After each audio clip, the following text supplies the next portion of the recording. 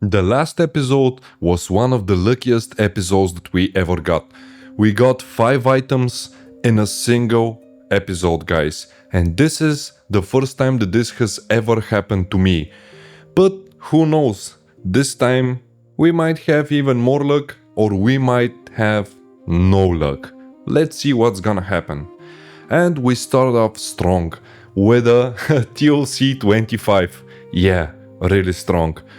We do these TLC runs, as you know, to try and make some gold so we can sponsor the ICC25 Heroic runs that we're doing, and we're buying the Shadow Frost shards for 5,000 gold each. And the last episode we were left with only 16k gold, which honestly is not gonna take us anywhere. So we need to fix that. We need to make some more gold. You've seen a lot of gold making since the beginning of this series, guys. At the end, we're gonna do a statistic on how much gold we've spent in total, which is gonna be pretty cool. Also, be sure to watch this video till the end, because there's gonna be quite a bit of announcements that you're gonna witness. But before we dive in deep into the action, please drop a sub, guys. More than 70% of you are not subscribed. I really wanna get to 5,000 subscribers, and if you show me some dedication by subscribing just like I showed dedication by doing the videos weekly for you guys, I'm gonna be really thankful. Okay, let's continue now. And so, of course, when we killed the Twin Valkyr, DV didn't drop and we instantly have 3 people leaving the group. But we still managed to kill the boss. At the end, I was kind of disappointed because I didn't have any big BOEs that drop, but still, we got some decent BOEs. We got 2 necks, which, by the way, honestly, I don't know who I will buy because they give strength, and Wooden's necklace is basically better and cheaper. We got 3 patterns, we got Crusader orbs, and we got the tank ring from a noob, which is better than nothing. But to be honest, better than nothing doesn't always suit me, because I have a real life job that I need to attend 5 days a week, and sometimes I don't have enough time to record, edit, and also farm enough gold to do all of this for you guys. So now comes the moment when we decide to do something unexpected. After more than a month and a half of just staying level 64, now comes the moment where Deckmaster is gonna prove himself worthy of being a true out character of FreshToBiS, and he is going to hit level 80 this episode and try to explore more gold making grounds, if I can say it like this. So here comes the leveling journey. It's so awesome to level up as a DK, by the way. If you have never played the Death Knight class, I advise you to try it out, guys, because basically you're unkillable. Of course, many players can kill you, I'm joking, but it's so overpowered, guys. Back in the day when the Death Knight class was introduced into Wrath of the Lich King, it was something like one of the biggest mistakes, and at the same time one of the coolest things, because in PvP, as you know, Death Knights do not have an anti-class, guys.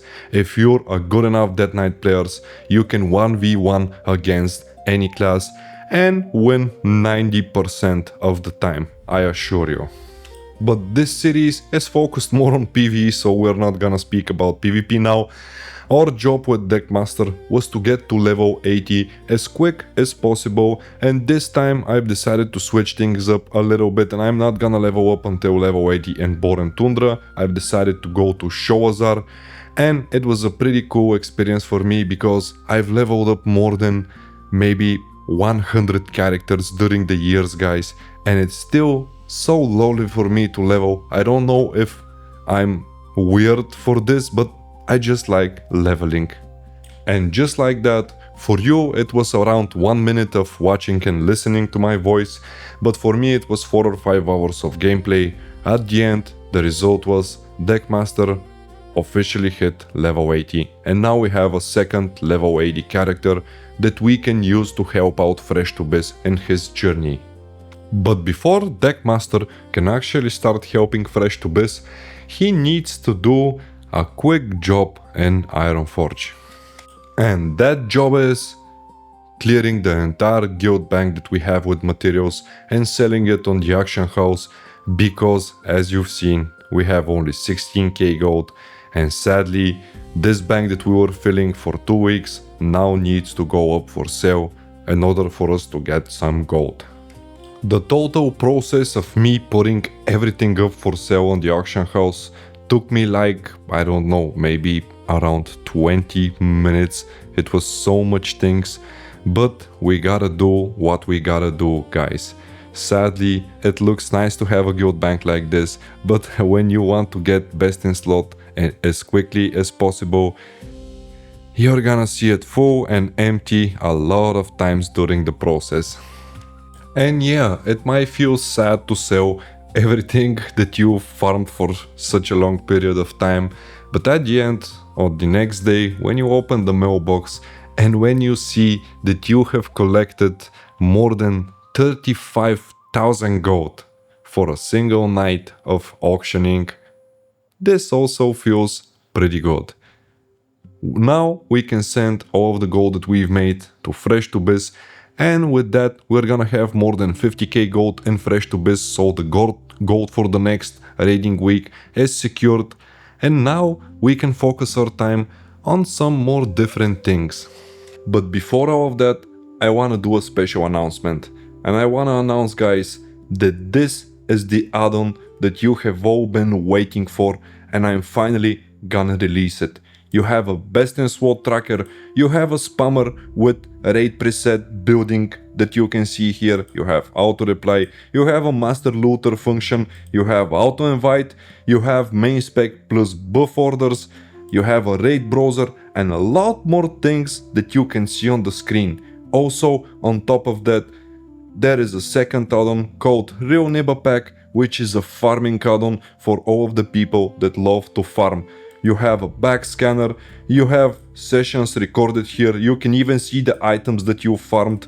You have a lot more options that you cannot see on your screen currently, but this is for another video that we're gonna release in 1 or 2 days after this episode is live, guys. So be sure to stay tuned and watch the video about the add-ons.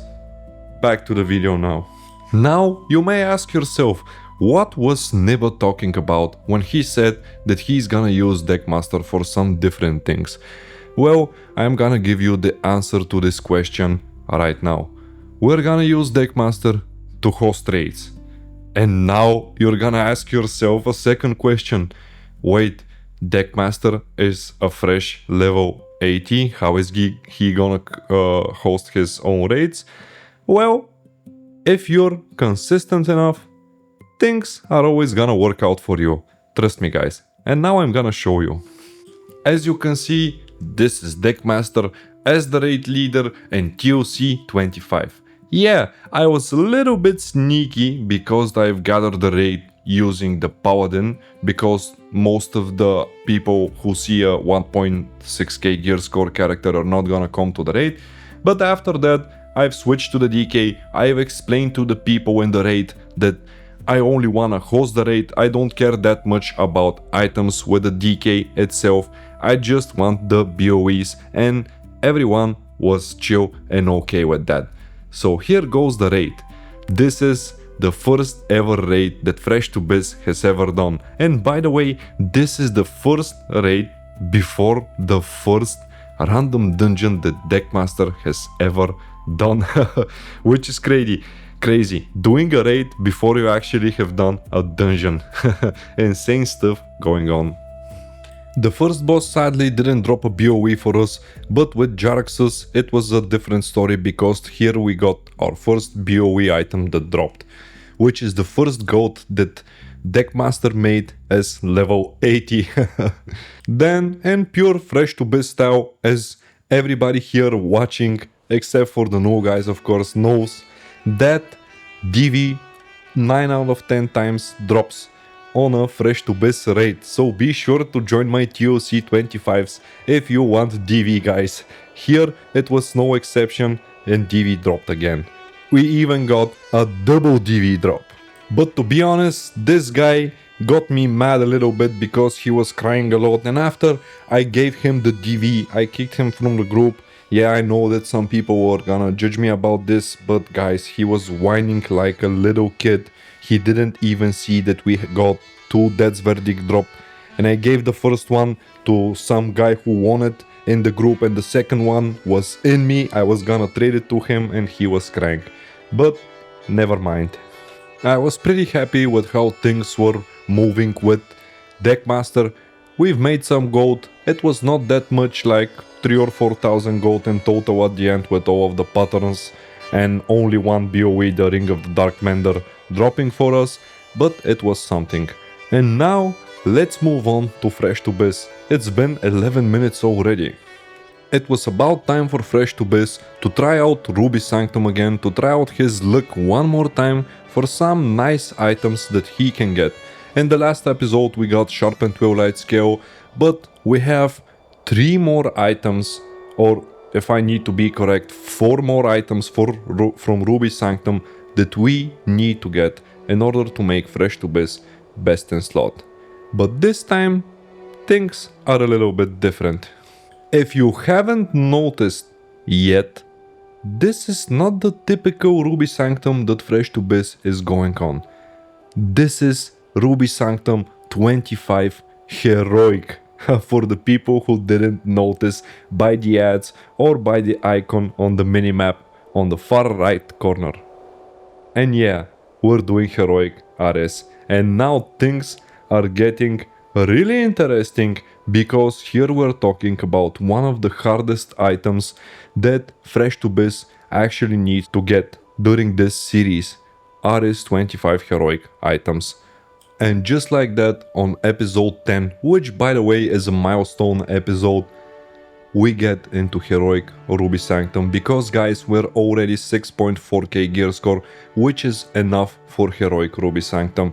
And I'm not gonna lie, it's a really hard boss.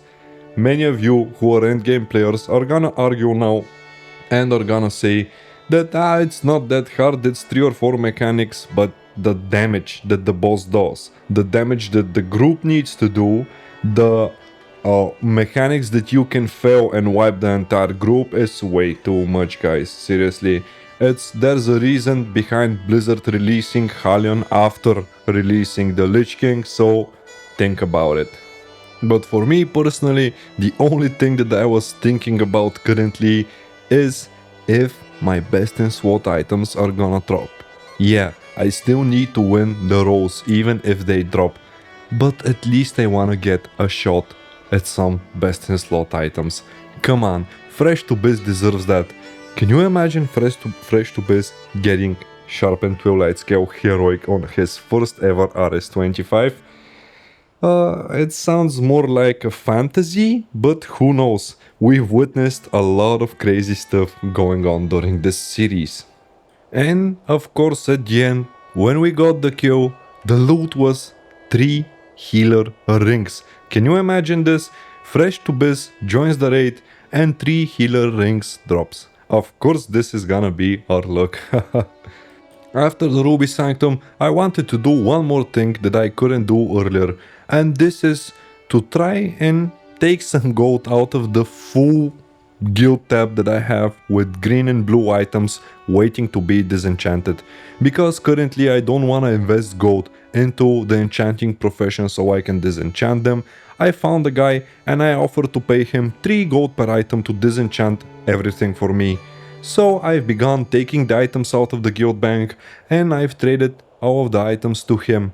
And at the end, guys, the result was for one almost full guild tab with green and blue items, which 90% or more of them were level 74 plus. When we've put everything on the auction house, and I'm talking only about the enchanting materials, by the way, we got posted auctions for about 1400 gold of posted auctions, and if we exclude the 300 gold that we've gave to the guy, it's around 1000 gold for an entire guild tab with green and blue items. Not that great. And now I wanna take a moment to say, for the people asking, how do I have so much gold to do all of this? Well, there is a lot of this that you're seeing behind the scenes happening without me recording it. And I mean, there is a lot of this happening. I'm farming a lot. Almost all of my free time I invest into farming. And all of the other stuff except for farming that I use to make gold, I record them, guys. And you can see it here on the channel. So if you're wondering, this is what happens. And now, I wanna pause the video for a second and ask you, do you know this guy, Soulflicker? I'm sure that many people watching know this guy. He is a full wrathful PvP Warlock. And do you wanna see what happened between me and Soulflicker? Well, I'm just gonna leave the video so you can see what happened between me and him.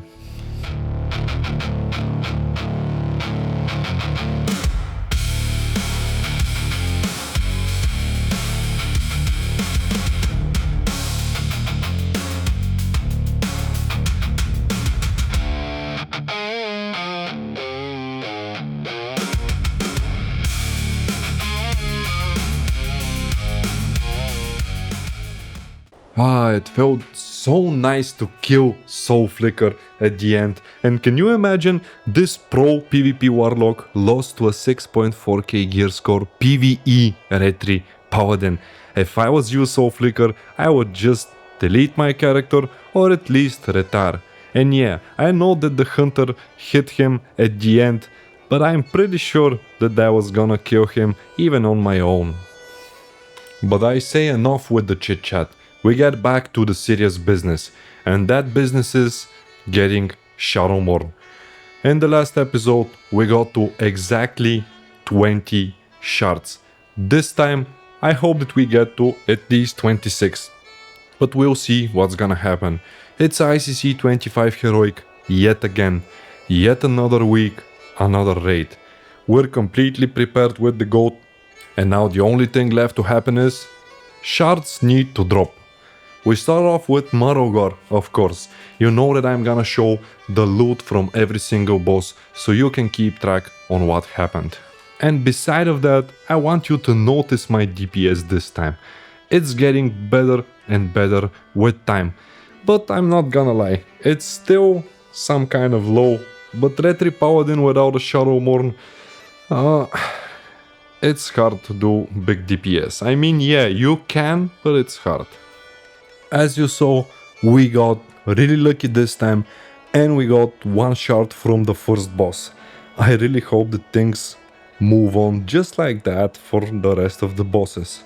And coming here for yet another time, guys, made me realize that the only items that are left for us to take from ICC are Shadow Frost shards, the Tiny Abomination trinket from PP, the Leather belt from PP, and Heroic Conqueror's Mark.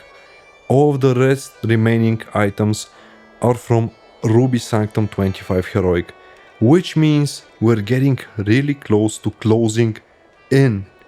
And don't worry, I have good news for the people watching, and in a couple of minutes I'm gonna do the second announcement for the video. But before that, let's see if Lady Death Whisper is gonna drop a Shadow Frost shard for us. And sadly, no shard from Lady. But since episode 9, when we saw how 6 bosses in a row we didn't get any shards, and after that 6 bosses in a row dropped shards for us, I'm not feeling that bad from now, because I know that there is 10 more bosses to go. And here on the gunship, let's see, we don't have any items that we can row on from the gunship, but at least we can get a shard. And lucky for us, the second shard that we get during the raid. I feel pretty motivated, guys, I'm not gonna lie, I have a good feeling about this raid.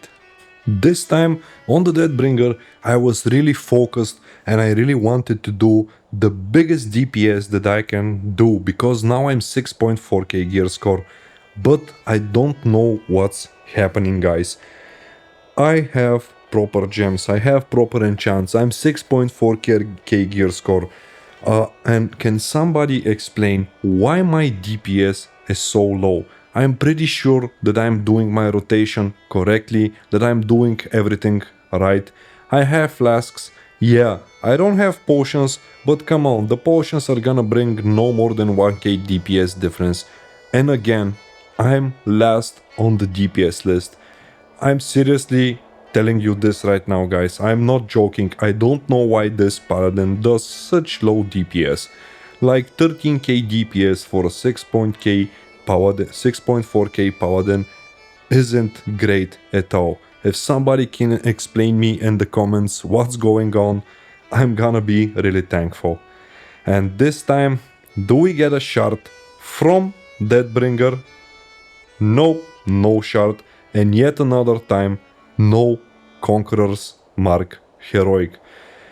And I'm seriously starting to feel bad about this Conq Mark Heroics, guys, because we are still needing 2 marks and almost no Conqueror's Mark drop on the raids that we're joining. But on the other side, we're already 6.4k gear score and we still haven't got Shadowmourne. So if we can get the 4 set T10.5 Heroic before we get Shadowmourne, I'm gonna be really happy. We're doing great, I'm not gonna lie, but we can do better, I'm sure. And by the way, this time on Volitriya, because we had only 2 healers, I felt really nice because I got the free opportunity to go into the portals with them. As you can see, I'm rotating with a Retri Paladin with the 2 other healers that are healing the boss. I mean, of course, they are endgame players. I cannot heal as much as them. Well, I mean, if Lay on Hands actually crits while I'm healing with 20 stacks, I might get really close to their healing, but still, I'm pretty happy when I can do this because I just love healing with a Retri Paladin. At the end, we didn't have luck again and no shard dropped from Volitriya again. But let's see what's gonna happen on Sindragosa. Sindragosa is the second boss in the raids that we're doing that can drop a heroic mark, because as you can see, we do the first 4 bosses and after that we do the Frost Quarter always. We leave PP for the last boss in the raid. And I really hope that this time we're gonna get lucky and get a shard, because this is the 6th boss and we have only 2 shards currently. But I had a bad feeling and my bad feeling was correct, because there is no shard from Sindragosa also. So 6 bosses, 2 shards. And we have 6 more to go, so it's not that bad. One of the coolest things about Warmane is that you can gear up here without even joining a guild. Back in the day, I remember that you had the actual shot and opportunity to gear up only if you're joining the endgame guilds, because most of the pug raids just didn't perform that well. But times have changed, guys. There is so many people now that cannot dedicate their time into joining a guild and just prefer to join raids like this that are hosted out of nowhere without schedule. The raid leader just decides, he calls it up on Discord and people are joining. And we're performing, by the way, better than maybe 95% of the guilds. So this is one of the coolest things about Warmane. Also, another cool thing, as you can see, we have such big DPS that we don't care about the orbs on Keleset, the AoE stuff or stuff like this. We just nuke the boss. And sadly, no shard again. Come on, what's this loot? 7th boss, 2 shards. I think that the last episode was the luckiest ever, but this time, this episode has the chance to be the unluckiest episode ever. Now the Boot Queen is the 3rd boss that can actually drop a heroic mark for us and hopefully a shard. But yet again, this is the 8th boss that we've killed and we have only 2 shards. So at best now, at the end of the run, we're gonna have 6 shards if the next 4 bosses in a row drop them. And now, while the fights with Rotface and Festergut are going on, I'm gonna use this moment to announce the 3rd announcement for this video, guys. And this is a special one. While I was away for a couple of days, because I had a lot of stuff to do in real life, there was some activity going on the Discord and here on YouTube.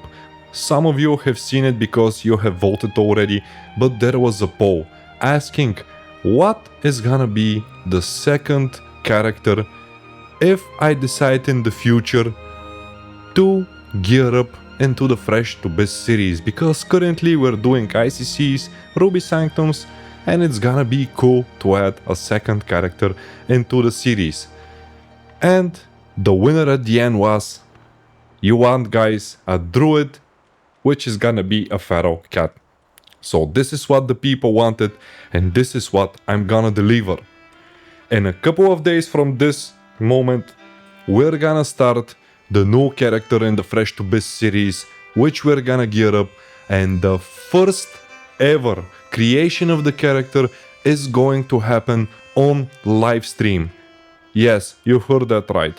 I'm gonna announce this on the Discord and here on YouTube, so you can catch the live stream if you want, and we can name the character together. We can pick a name and we can start our journey all together on live stream, guys. I'm returning back to streaming. Well, not every day, but I'm gonna put up streams sometimes. And now back to the video. As you saw, Rotface didn't drop a shard for us. And now, this time, will Festergut drop a shard for us? And sadly, no shard yet again. So guys, if PP and the Lich King drop a shard, it's gonna be 4 shards. The Lich King has a 100% chance, so it's either 3 or 4 shards for this raid. And this is the worst raid so far. We still have a chance to get back if PP drops our trinket or leather belt that we can roll.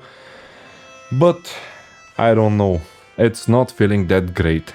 Let's see if at least we're gonna get lucky and maybe get a choker from the bag because we've completed the quest. And of course we get frosties and some gold from the bag. I didn't expect something else, to be honest with you. But it's not only the bag. As you can see this episode, we're not that lucky. We have only 2 shards and we already killed 10 bosses. And I'm not gonna lie, I feel bad, but there's no reason for that because streamer luck kicks in for me, guys. Let's be honest. In the last episode we got so much shards, so much items, but this is just pure luck. It's gonna happen to you eventually if you play enough, but it's not gonna happen that often. PP right now is the last boss that can give us some hope of finishing the episode cool with some decent progress, because he can drop a heroic mark and he can drop the trinket at the same time, and we really want that heroic tiny abomination in a jar. But sadly at the end, no heroic mark and no trinket dropped, but at least we got a shard. So this is our 3rd shard for 11 bosses. Now on the Lich King, it's a 100% guaranteed chance, but we do not have any items that we can roll on. At least a heroic mark can drop from it, and we have a shot at another heroic mark. But even if we don't, guys, I want to show you the entire process as cleanly as I can without excluding anything. I want you to see the whole process and to see that sometimes it works out, sometimes it doesn't. I want to be as transparent as possible. And sadly, at the end, as you're gonna see right now, a heroic mark didn't drop, so we get only the shard from the Lich King. This raid we have only 4 shards. Well, we don't have any item upgrades, but at least we have some progression towards Shadowmourne. And with this, I'm gonna end the episode, guys. I'm sorry that there is no upgrades to actually show you, but at least you saw some awesome stuff. We now have Deckmaster at level 80, so we got some serious plans involving Deckmaster. And another good thing that I wanna tell you is that the 11th episode is already recorded, and this time I'm having a little bit more free time, so as soon as I end the editing process and the upload of this episode, I'm gonna start episode 11, so you're gonna get it sooner than expected. Also, be sure to watch out for the notification in Discord to see when the live stream is gonna happen and we can create the character together, guys.